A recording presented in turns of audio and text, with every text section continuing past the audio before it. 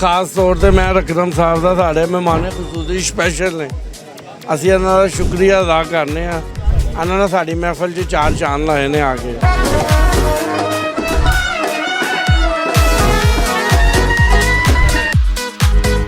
मेरी तरफ से सबको पाकिस्तान जिंदाबाद।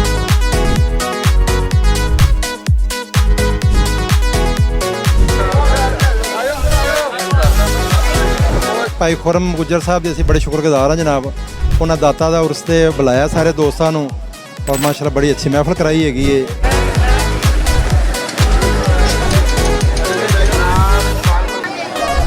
ਦਾਤਾ ਤੇਰੀ ਗਲੀਆਂ ਫੁੱਲਾਂ ਨਾਲ ਸਜੀਆਂ। पर मुझे दावत की है उसका शुक्रिया। लाहौर हज़रत दाता गंज बख्श रहमतुल्लाह अलैह के सालाना उर्स मुबारक के मौके पर साबिका रवायात को बरकरार रखते हुए मारूफ ताजिर रहनुमा खुर्रम गुज्जर पुत्र बिल्ले गुज्जर की जानिब से ज़ायरीन के लिए वसी और शानदार लंगर का एहतमाम किया गया, जहां हज़ारों अक़ीदतमंदों ने लंगर से फैज़ हासिल किया। इस रूपरवर मौके पर Mehar Akram chief executive poultry traders Tollinton market, Chaudhry Iqbal Musa, Shabbir Hussain Gujjar, Bodi Gujjar, chairman food street, पुरानी अनारकली, मलिक इरफान अलमारूफ Guddu, Malik Shahzad Ahmad, doctor Shahid Istiqlal, CEO Nizam TV, Haji Mohammad Saeed, CEO DNN news समेत मुख्तलिफ शोबा हाई ज़िंदगी से ताल्लुक़ रखने वाली मुमताज़ शख्सियात, ताजरों और दोस्त अहबाब की बड़ी तादाद ने शिरकत की।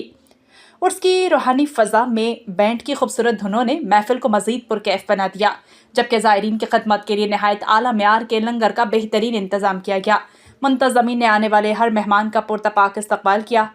इस मौके पर ज़ायरीन ने गुफ्तगू करते हुए कहा कि खुर्रम गुज्जर हर साल इंतहाई अक़ीदत, खलूस और मोहब्बत के साथ हज़रत दाता गंज बख्श रहमतुल्लाह अलैह के उर्स मुबारक पर लंगर का एहतमाम करते हैं, जो न सिर्फ ज़ायरीन की खिदमत बल्कि इंसानियत से मोहब्बत की एक खूबसूरत मिसाल है। मेहमानों का मज़ीद कहना था, ਖਾਸ ਤੌਰ ਤੇ ਮੈਂ ਰਕਰਮ ਸਾਹਿਬ ਦਾ ਸਾਡੇ ਮਹਿਮਾਨ ਖਸੂਸੀ ਸਪੈਸ਼ਲ ਨੇ। ਅਸੀਂ ਇਹਨਾਂ ਦਾ ਸ਼ੁਕਰੀਆ ਅਦਾ ਕਰਨੇ ਆ। ਇਹਨਾਂ ਨੇ ਸਾਡੀ ਮਹਿਫਲ 'ਚ ਚਾਰ ਚਾਂਦ ਲਾਏ ਨੇ ਆ ਕੇ। ਹਾਜੀ ਸਈਦ ਸਾਹਿਬ ਦਾ ਵੀ ਸ਼ੁਕਰੀਆ ਅਦਾ ਕਰਨੇ ਆ। ਇਹ ਸਾਡੀ ਮਹਿਫਲ 'ਚ ਤਸ਼ਰੀਫ ਲਿਆਏ ਨੇ।